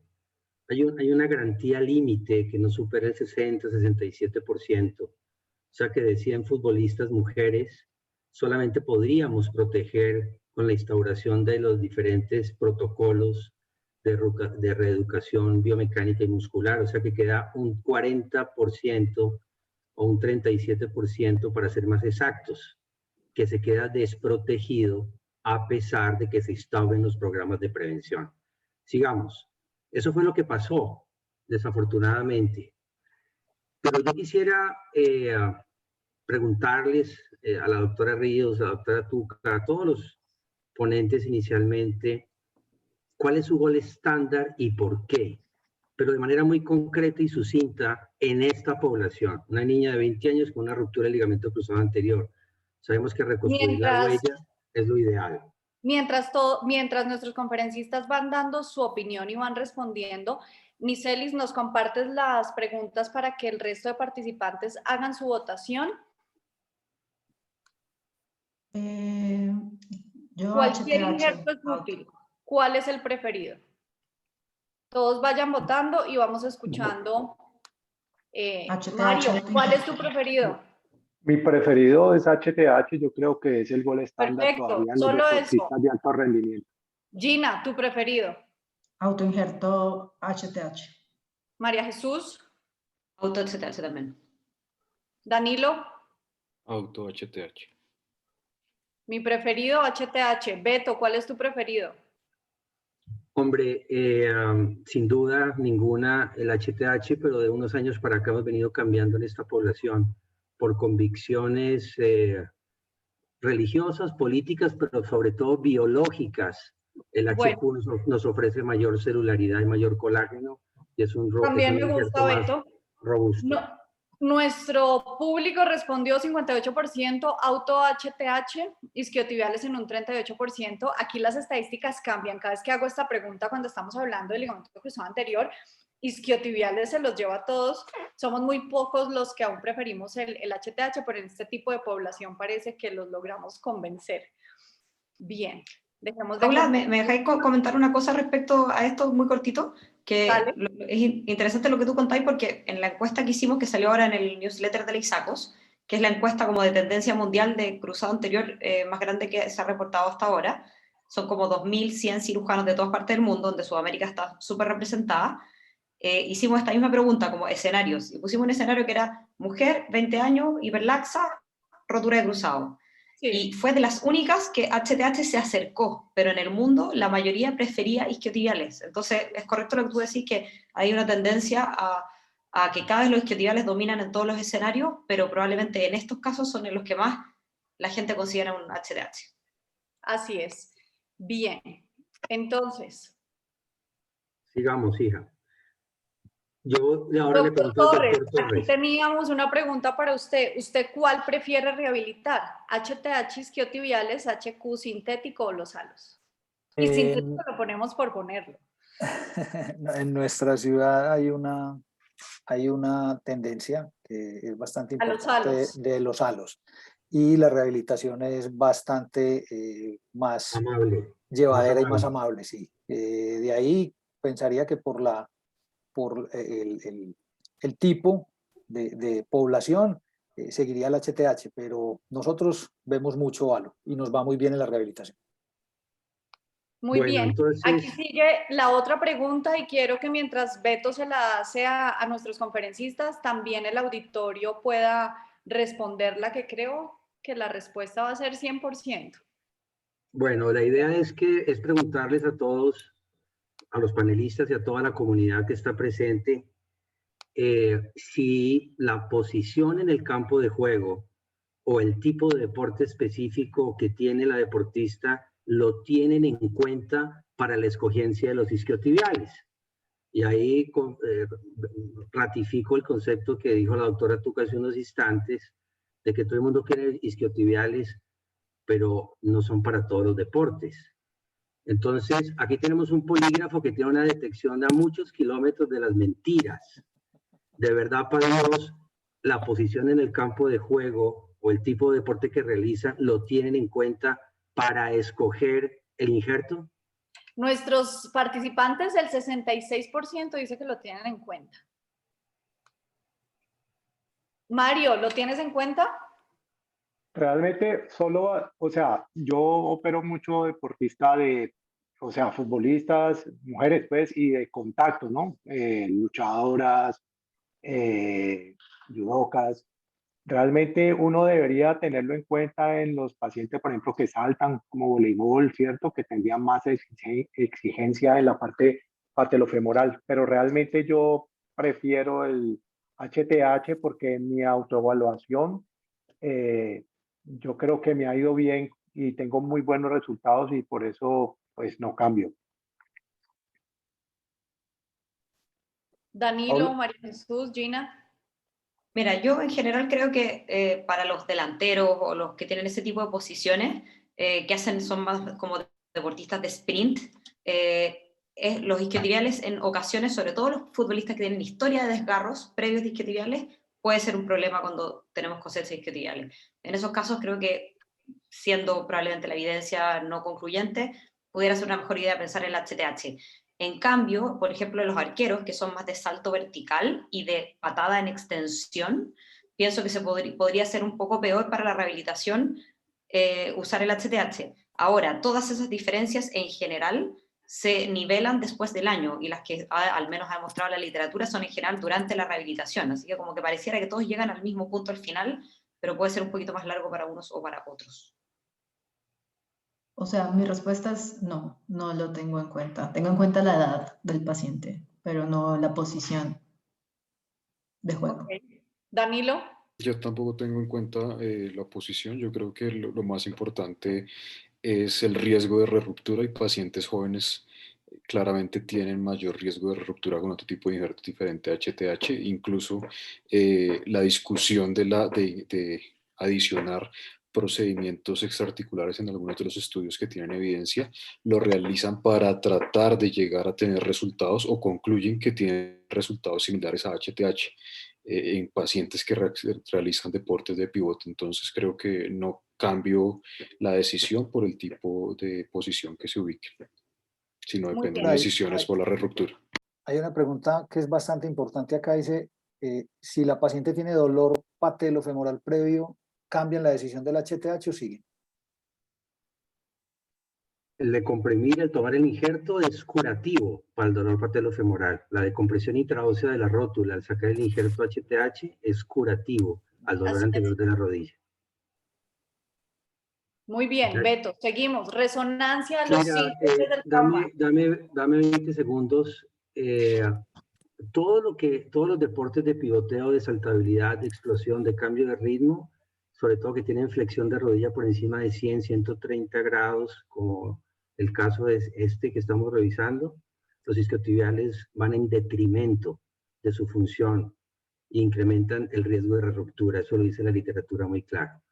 Esta resonancia nuclear magnética es 5 días post el trauma, un trauma axial, rotacional, en valgo, lo mismo, la caída inadecuada, el aterrizaje inadecuado, y ese es el plano inicial, la radiografía frontal que muestra un compromiso del menisco lateral, un edema bipolar femorotibial del compartimiento lateral. Básicamente eso. Uno podría, si es muy exquisito y muy exigente, mirar que el cuerno posterior del menisco medial podría estar comprometido. Y también, si uno se vuelve muy chismoso, el colateral medial. Pero aquí quisiera que el doctor Mosquera nos acompañara y el doctor Jaramillo, de ser posible, si le pueden abrir. Yo le quería preguntar... Mientras le abrimos el micrófono a Nicelis, al Mosco Alejo, ponemos la otra pregunta para todo el auditorio, y esta pregunta es, miren la imagen y el video, ¿ustedes harían una reparación del LCA, una reparación más una férula interna, por no decirlo, un brace interno? ¿Ustedes harían una preservación de remanente más la reconstrucción en esta paciente con esta imagen? Mosco, Alejo, ¿ya tienen micrófono? Sí, yo tengo ya micrófono. Yo creo que el doctor Mario ahorita dijo una cosa crucial. Es que cada paciente hay que distinguirlo. Cuando uno hace la pregunta si HTH o isquiotibiales, yo creo que hay que tener en cuenta el tipo de ruptura. Yo creo que la clasificación de De Felici nos ayuda mucho para saber si vamos a hacer una reinserción, una aumentación o una reconstrucción. Si vamos a hacer una reconstrucción, yo no discuto que el HTH es mejor que cualquiera, pero si podemos utilizar la biología y podemos hacer una reinserción primaria o una aumentación con reinserción parcial, yo creo que eso supera cualquier cosa. Creo que esta es una De Felici tipo 2, no sé si el Mosco está de acuerdo conmigo. O sea, ¿qué le haces? Me gustaría ver, pues, iría preparado para hacerlo. Con esta imagen, futbolista, 20 años y tienes esta imagen. Iría preparado para una reinserción o aumentación. Una aumentación. Iría preparado para eso. Autoisquiotibiales. ¿Ese es un Sherman qué número, su señoría Mosquera? Sí voy. Iría preparado con un halo y preparado también para hacer una reconstrucción extraarticular. Pues estaba mirando la imagen coronal, no solamente la sagital, y en la imagen coronal, si Beto tuviera la gentileza o Paula de devolverla, uno puede apreciar un poquito más el ligamento. Yo en estos casos, esa. Ponla. Hola Mosco, parece como una Sherman 2, ¿o no? Hola María. ¿Cómo estás? Muy bien. Mira, ahí, ¿sí? Devuélvela. Y entonces, a veces el hematoma no le permite a uno en la sagital verlo bien. Aquí yo veo que tiene buen tejido. Yo, en estos casos, por supuesto que la decisión es intraoperatoria, pero yo voy preparado para hacer reinserción, como lo dice Alejo. Y cuando miro la sagital, pon la sagital, por favor. Yo desde hace un tiempo, ahí miro, ustedes se dan cuenta, la inserción en la tibia es completa. No está, entonces eso me guía mucho para saber si necesita un auto, o sea, un injerto biológico, un internal brace biológico o uno sintético. Entonces, ¿qué le haces a esta paciente? 20 años, futbolista con una Sherman 2. Sí, yo no creo que sea Sherman 2, sino Sherman 1. Si tengo buen tejido, solamente le hago reinserción más internal brace. Y si tengo alguna duda intraoperatoria que el tejido no es bueno, le hago la reinserción más un injerto pequeño con semitendinoso. Pero voy preparado para hacerlo. No más. ¿A ustedes no les preocupa respecto a las reparaciones? Que efectivamente como la imagen se ve como que pudiera ser de las que son buenas para poder reparar, pero que la evidencia lo que ha mostrado es que justo los pacientes que hay que tener como más cuidado, porque son las series, que si bien sabemos que hay poquitas series de todos los tipos de pacientes, pero los que han demostrado más tasas de fallas, como ya un poquito inaceptables, cercana a 40%, son los que son jóvenes o deportistas de alto rendimiento y de pivote. Entonces como que las series de De Felici y de Lindt tienen promedio 30 y 37 años. En esos pacientes parece que anda mucho mejor, pero me daría susto a mí en pacientes joven, pivote, alto rendimiento. María, cualquier cirugía, la que tú pongas aquí, reparación, reconstrucción, toda esta población joven, pues tiene un riesgo mayor, ¿sí? O sea, cualquier cirugía no está exenta de riesgo mayor, de ruptura. Ya vimos las conferencias anteriores, las mujeres tienen más, etcétera, etcétera.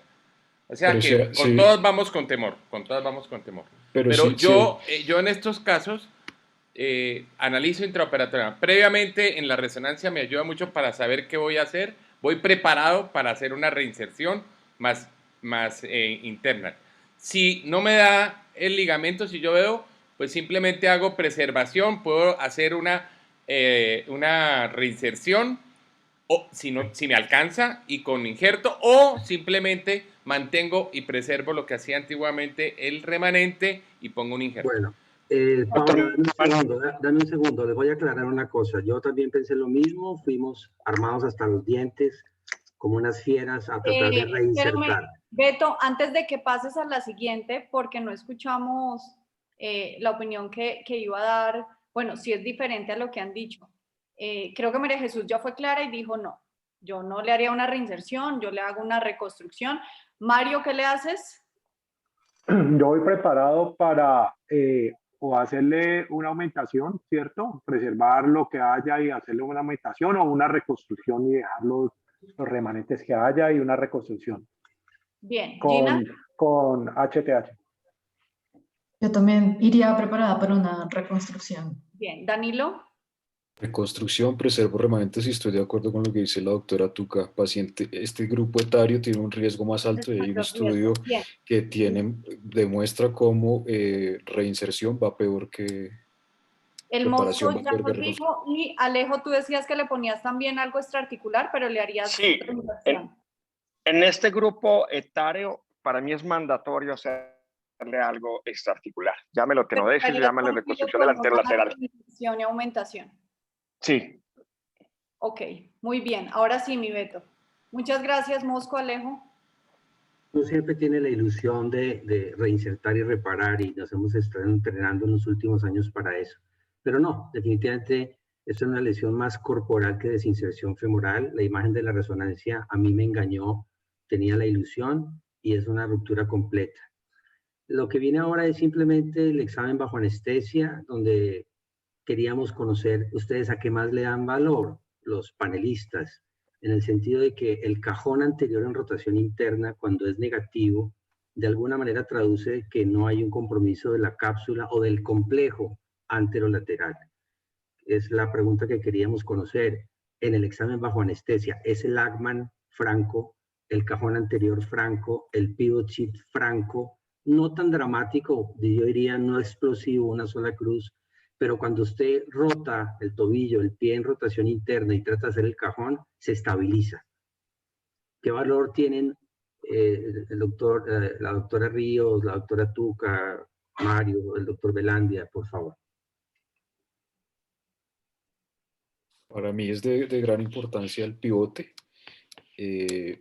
Probablemente si hago una rotación interna y disminuye y tenso las estructuras anterolaterales, posiblemente podría tener una disminución del compromiso de estas estructuras. Sin embargo, el grupo Santi le da mucho valor al pivote y casi que dicen que el 90% de las lesiones del ligamento cruzado anterior posiblemente tienen una lesión de la esquina o del complejo anterolateral.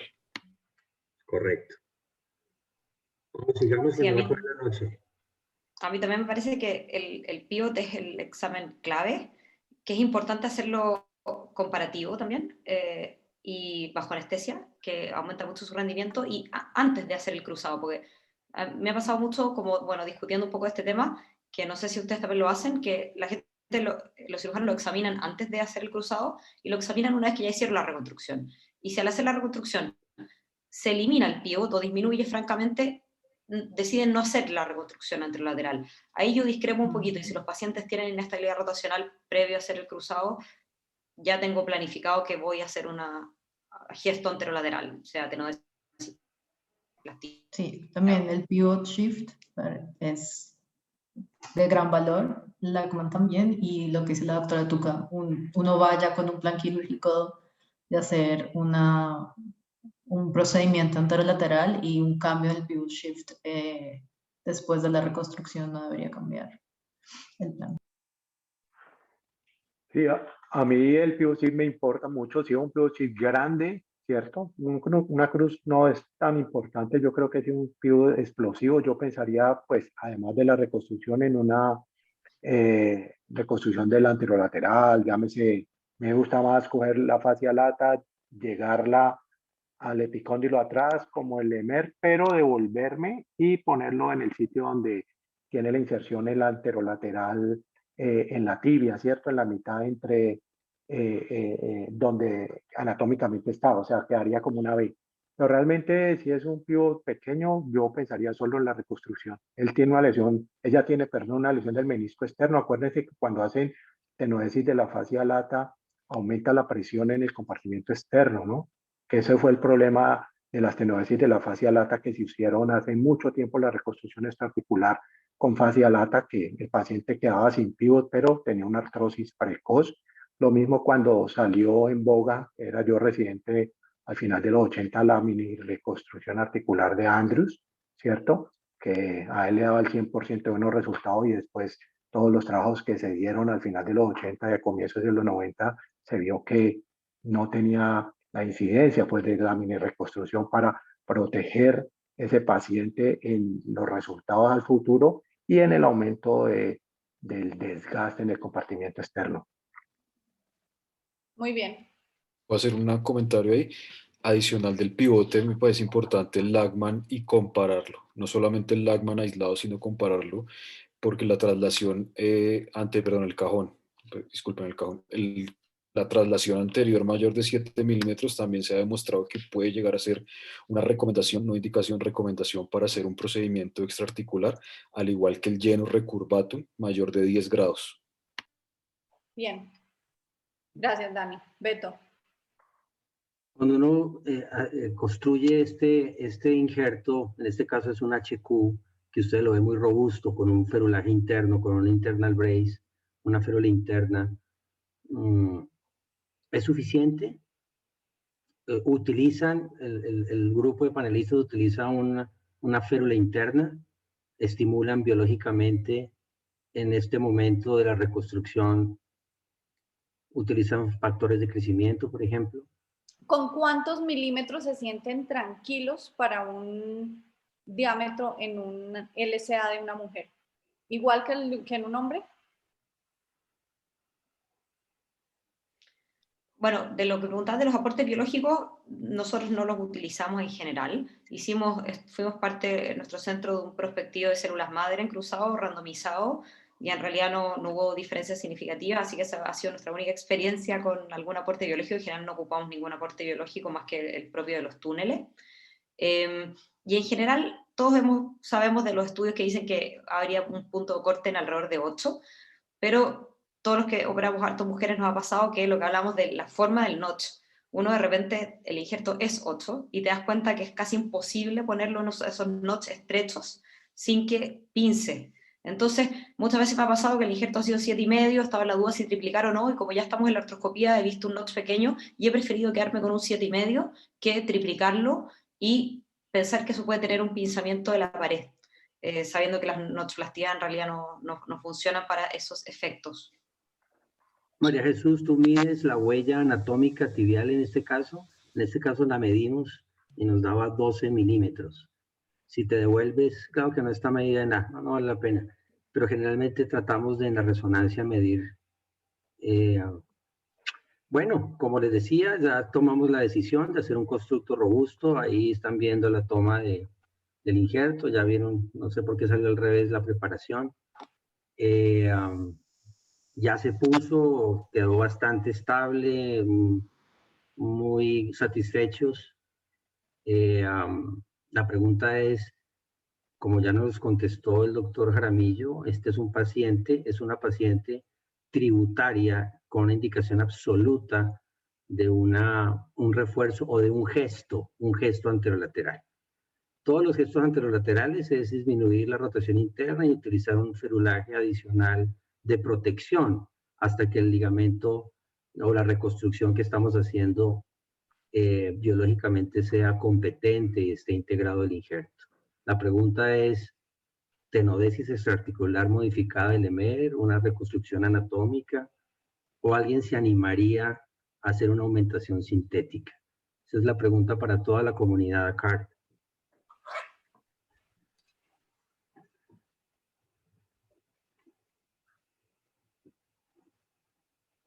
Tenía un pivote de una sola cruz.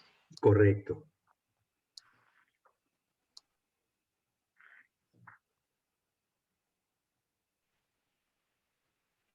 Muy bien, 84% una tenodesis extraarticular, 18% una reconstrucción anatómica. Nadie haría una aumentación sintética. A esta paciente, Gina, ¿le haces algo extraarticular? Sí, le haría una tenodesis extraarticular. Mario, No, yo no. yo tampoco. No le haría Danilo, tenodesis. No.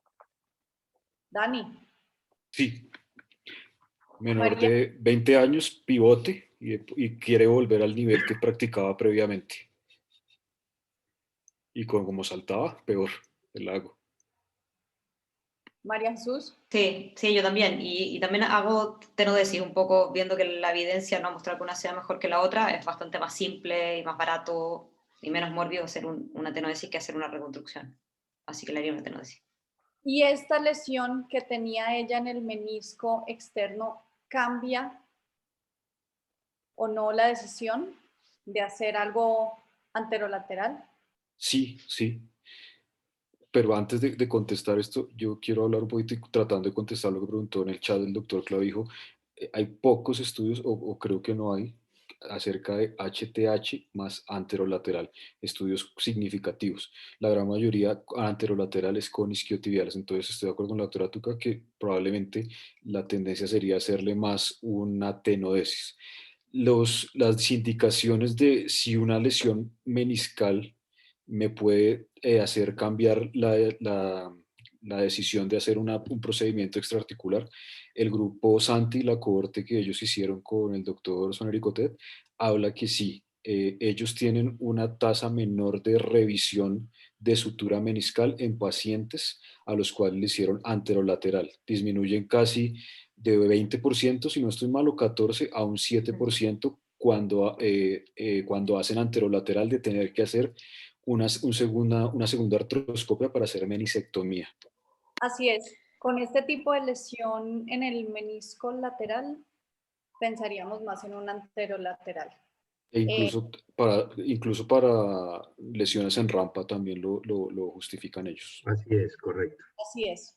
Sí, y lo otro, Paula, que bueno, no sé si iba por ahí la pregunta también, pero por los que piensan, lo que comentaba un poco Mario antes, de pensar en la posible evolucionar hacia artrosis del compartimento lateral o sobreconstricción, yo creo que eso efectivamente fue súper reportado en las cohortes más históricas, cuando se fijaba muchas veces en extensión y con rotación externa, que hacía que quedara un poco sobreconstreñido el compartimento, pero me parece que con las series más modernas y los estudios biomecánicos como recientes, en el fondo no fijar con tensión excesiva del injerto, ni con rotaciones del pie, sino rotación neutra y cercana a los 60 grados de flexión, lo que ha mostrado un poco el Fowler Institute y Alan Getwood es que no hay aumento de la presión del compartimento. Sí, yo creo que eso es un poquito más seguro en estos casos. Bien, Sí. en este caso, lo que hicimos, así como lo nombró el Mosco al principio, fue una aumentación sintética del complejo anterolateral. Beto, esta es tu técnica, ¿no? No, no es mía, eso ya está reportado. Lo que pasa es que si el internal brace o la férula interna, cambiemos el nombre porque realmente es férula interna, funciona en el colateral medial, si lo estamos usando como aumentación y ferulaje interno del cruzado anterior, ¿por qué no el anterolateral? ¿Qué diferencia? ¿Hay un colágeno distinto ahí? Entonces, venimos haciendo un trabajo ya de tiempo atrás, donde utilizamos un doble suture tape en los puntos isoanatómicos con incisiones muy pequeñas, verificando eso sí, que no haya habido una constricción del compartimento lateral, buscamos el punto más isoanatómico proximal y posterior del epicóndilo, colocamos el nodeless allí, es una cirugía de 8 minutos, no se demora más, y debajo de la cápsula no nos metemos por debajo del ligamento colateral lateral, para nada, con el objetivo de evitar esa constricción del compartimento lateral. Y en el punto más central de entre la cara más anterior del peroné y el tubérculo de Jardí, en el punto central, tomamos el ferulaje, pasamos el suture tape, o como lo quieran llamar, y lo fijamos con un nodeless. Siempre con el objetivo de que ese gesto anterolateral lo único que hace es proteger la reconstrucción del ligamento cruzado anterior evitando la rotación interna. No es que este gesto aislado vaya a funcionar. ¿Qué piensan ustedes? Yo busqué acerca de sintéticos, yo no encontré que haya asociación entre reconstrucción y sintéticos para hacer un tipo de internal raise a nivel de las estructuras anterolaterales. Encontré un estudio de una serie de casos de 50 pacientes, pero era asociado a reparación y hablan que mejora las condiciones de la reparación y mejora las tasas o los resultados clínicos. Sin embargo, pues no tiene una evidencia científica o estadística alta asociada a reconstrucción. Así es, no hay nada escrito, de verdad. Nada escrito, interesante. La literatura no Si tiene... se puede hacer un artículo acerca de eso, un estudio bien desarrollado, chévere. Sí, la literatura no es generosa en información sobre este tema.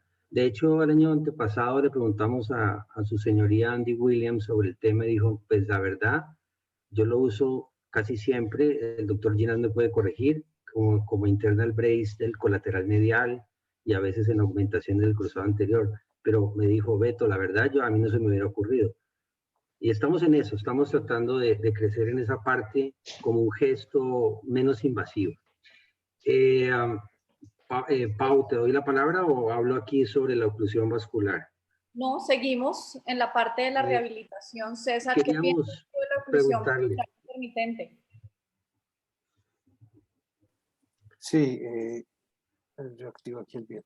No la utilizo, es una modalidad que ha estado pues en utilización. Yo personalmente no la utilizo. En los grupos de trabajo, en la literatura, hay unos grupos que la usan con una creciente mejoría en algunos de los pacientes. Yo personalmente no la utilizo y me va mejor en el trabajo convencional. Esta tiene pues algunos estudios que favorecen, otros que no son favorables, pero pues, finalmente no veo en este momento en los pacientes que nosotros tratamos la utilización y la necesidad, la verdad. Beto, ¿tú la usas con frecuencia? Sí, yo quisiera hacer un comentario en el tema. Entonces, una de las grandes falencias que tenemos en la condición bioatlética de nuestras mujeres deportistas es que tienen una infiltración grasa muy elevada por su tema hormonal y la fuerza, el tono y la resistencia muscular es divergente entre isquiotibiales y cuádriceps, razón por la cual tienen mayor predisposición. La oclusión vascular intermitente o el famoso KATSU produce para la comunidad más joven, lo que hace simplemente es al generar un estímulo de hipoxia local, se estimula la hipófisis, el hipotálamo y una gran secreción de hormona de crecimiento. Y esa hormona de crecimiento, ustedes saben que es utilizada de manera adecuada e inadecuada para embarnecimiento muscular y para recuperación de las atrofias insuperables de cuádriceps y de isquiotibiales. Nosotros lo usamos de rutina y arrancamos a hacerlo muy tempranamente, casi que a la tercera o cuarta semana, cuando el arco de movilidad articular ya supera los 110 grados, como en este caso. Esta es la tercera semana. Arrancamos a hacer el estímulo intermitente, quiere decir 10 minutos con, 10 minutos sin, ese torniquete. El sistema original es muy costoso y es un poquito dispendioso y tiene mala vida, se daña muy rápido. Por eso hemos optado a utilizar un par de terabands anchos sobre la base de la ingle del muslo y eso genera la hipoxia que necesitamos. Nos ha ayudado mucho en el manejo de esas atrofias insuperables. Muy bien, gracias Beto. César, dentro de este checklist para retorno deportivo hablamos de 9 a 10 meses postquirúrgico en hombres. ¿Hay alguna diferencia en las mujeres? Ahí falta alguna cosa que para mí es vital e importante y que tiene que ver con la anterior pregunta y con la justificación de por qué no utilizar en el caso de nosotros el KATSU, y es el tema antropométrico. Yo puedo aumentar el flujo sanguíneo y liberar hormonas, pero si no tengo una antropometría adecuada, estaría corriendo un mayor riesgo en el retorno. Y esa antropometría no solo depende de la hipertrofia muscular de un grupo como tal, sino del manejo completo de todo lo que tiene que ver con las medidas corporales, en este caso el acúmulo mayor de grasa vía hormonal de las mujeres, y ahí tengo que apoyarme y pondría como octavo. Nosotros generalmente lo hacemos pues y tenemos 10 puntos. Esos 10 puntos, uno es la antropometría, los otros dos tienen que ver con el desglose de las plataformas de salto. Tenemos un 10 más, que es como nosotros lo llamamos, y hasta que no cumplan los 10 no damos una alternativa para el juego. En ese caso entonces sería la antropometría, y en el caso de los saltos, hasta no tener unipodal con más de 17 centímetros, más o menos 3, no damos el alta para el deporte. Pero es muy importante, y lo veíamos anteriormente en una de las respuestas, y es el retorno deportivo y el retorno a competencia, además del retorno al rendimiento, son completamente diferentes y no depende del médico.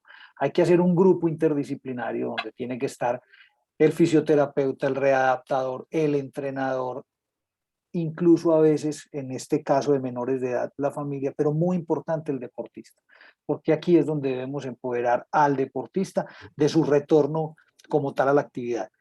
Algunos, dependiendo la edad, en este caso es una niña de 20 años, ella tiene todo por delante, pero hay otros que con el simple hecho de retornar a la competencia tienen, porque están en su final de la carrera, no tienen que retornar al rendimiento previo. Esta niña sí debe retornar al rendimiento porque tiene 19, 20 años, apenas está empezando su carrera, pero por lo que le vimos inicialmente sin tener unas medidas porque no estaban en la historia, creo que deberíamos mejorarle el tema antropométrico. Es muy importante tenerlo en cuenta, igual que en los hombres, pero con las medidas específicas para mujeres. En ese caso, pues para nosotros más importante corporal general que solamente de la parte muscular. En cuanto al FMS, recuerden que es un tema funcional que tiene también unos, digámoslo, dentro de la literatura, no son detractores, pero sí falta alguna evidencia, sirve para guiarnos, pero no es un determinante para tomar decisiones, porque algunas personas pueden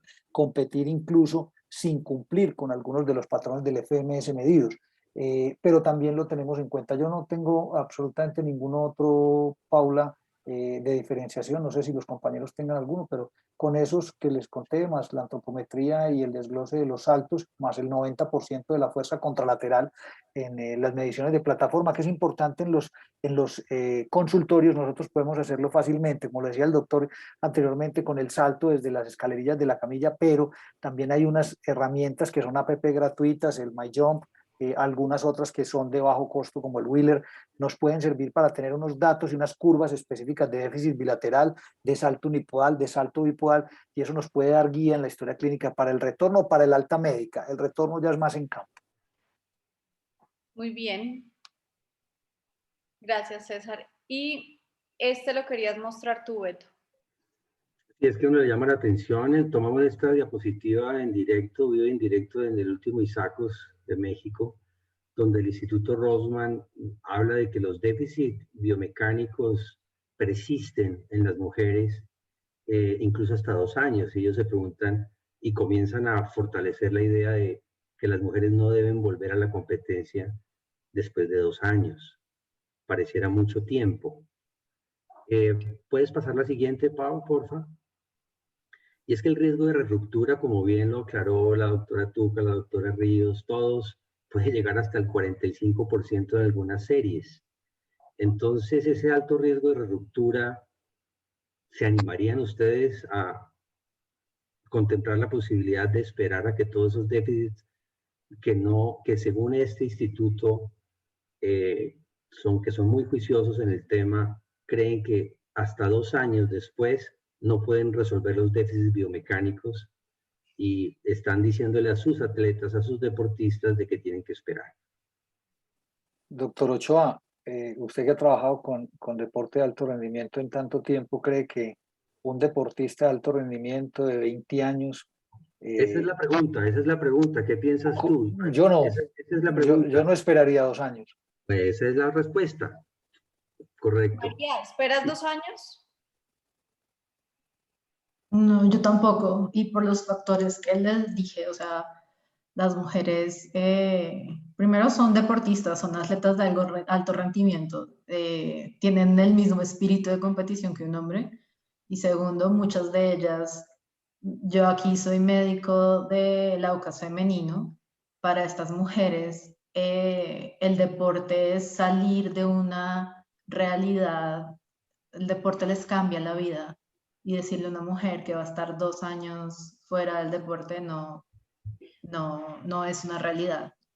No la dejaría sentada 2 años. En la experiencia de ustedes, Mario, ¿demora más una mujer en llegar a cumplir ese checklist que estábamos viendo con César? ¿Demora más tiempo que un hombre? O sea, en las deportistas realmente yo no he visto mucha diferencia. Lo que pasa es que, acuérdate, todo es lo mismo, volvemos a la misma historia, es la individualización. Somos 7.800 millones de personas diferentes en el mundo y cada una tiene que tener un determinado trabajo. Yo creo que usted tiene que trabajar exactamente como esa persona. Yo, por ejemplo, desde hace rato estoy en Indervalle tratando de tener valoraciones biomecánicas en pacientes normales, en los atletas normales, porque si yo tengo la valoración biomecánica con todo su gesto, cómo funciona, cuando yo esté en el trabajo de rehabilitación, si esa persona tuvo que ser operado o se lesionó, nosotros tenemos un parámetro ya claro para devolverlo a como era antes, ¿cierto? O sea, ya tenemos un parámetro claro, que eso sería lo ideal en toda parte. O sea, tener un parámetro de cómo funcionaba, se lesionó y yo tengo que llegar a ese parámetro. Los entrenadores, los preparadores, ¿cierto? Tienen que llegar a ese parámetro. Pero las atletas de alto rendimiento, yo creo que es casi lo mismo que los hombres. Son juiciosas, las mujeres son muy disciplinadas, ¿cierto? Y haciendo un trabajo específico, yo creo que no tiene problema. Yo no esperaría 2 años, pues. O sea, nosotros hemos visto con muchos jugadores de nosotros, jóvenes, que hemos tenido lesiones y que no han podido recuperarse, no han podido llegar, después de un año y pico están perdidos y nunca llegaron más. Entonces no creo. Hay un tema, perdón, y es el tema de las readaptaciones y del rendimiento. Recuperar el rendimiento a alto nivel después de 2 años es muy complicado, es muy difícil. Entonces, simplemente por cuidar un injerto, por cuidar unos factores biomecánicos, recuperar el rendimiento de alto nivel a 2 años es mucha agua la que corre bajo el puente.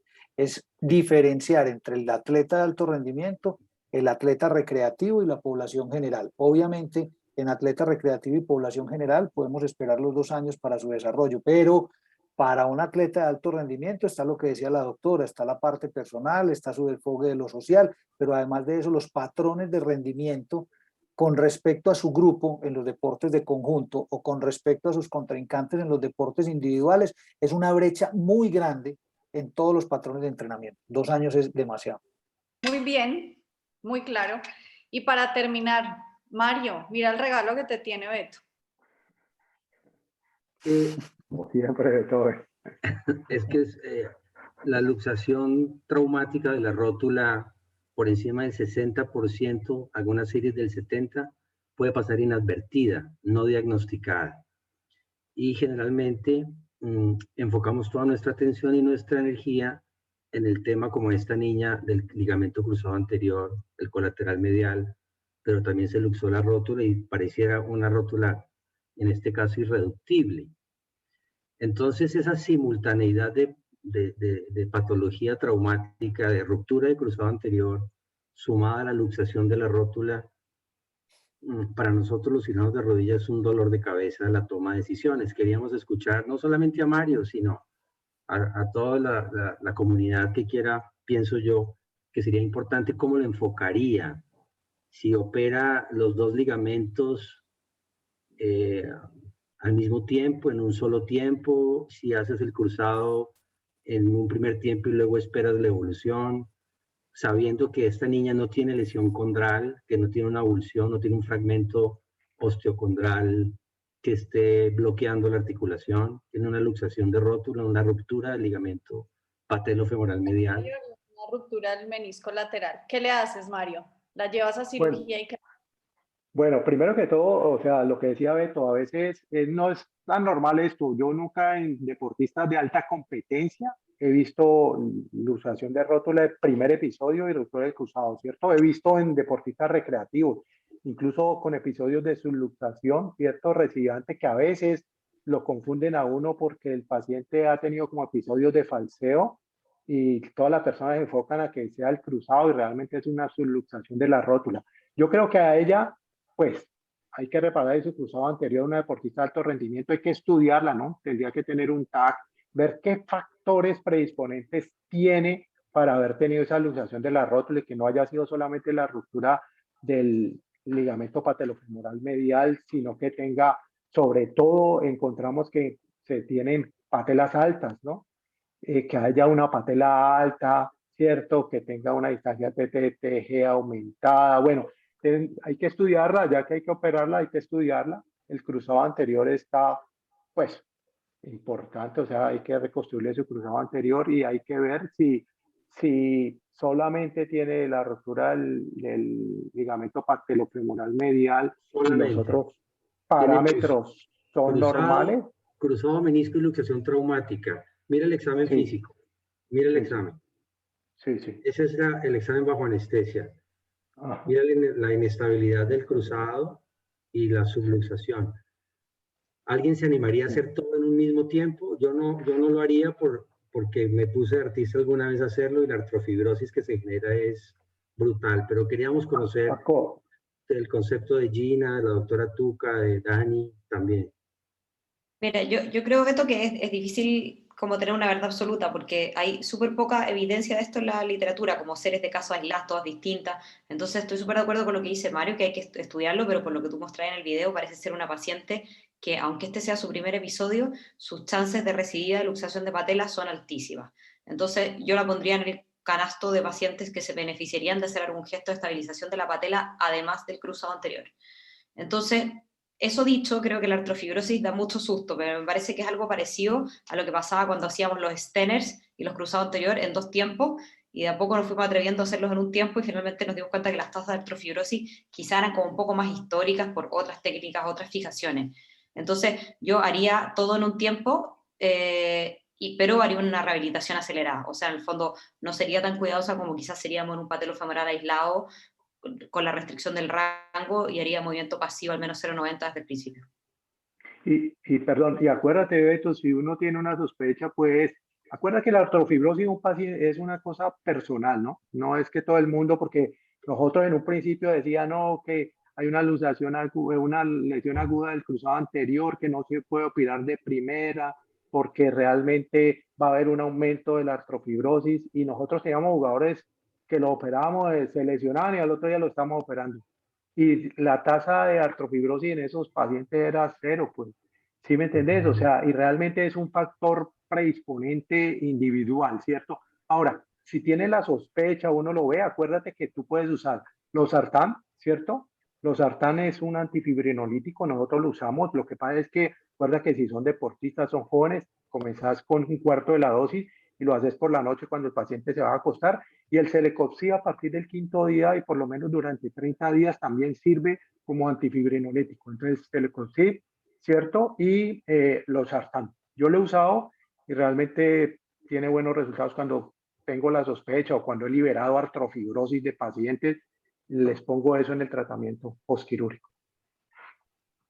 A mí me gustó mucho la posición de la doctora Tuca, ¿no? En un solo tiempo lo reconstruye todo y lo rehabilita lo más rápido posible. Muy bien, muchísimas gracias a todos. Quería ver si en el chat nos quedaron algunas de las preguntas sin resolver. Yo creo que quedan algunas, Paula, hacia atrás, que no alcanzamos a responder porque estábamos discutiendo. Quizás, si quieren, pueden dejar el chat un rato abierto y ahí respondemos las que falten. O las hacemos live, como tú nos digas. Creo que Danilo ya le respondió a Edgar, que había preguntado sobre estudios de HTH y anterolateral, y Dani le respondió que los estudios estaban con tenodesis extraarticular, más no con reconstrucción.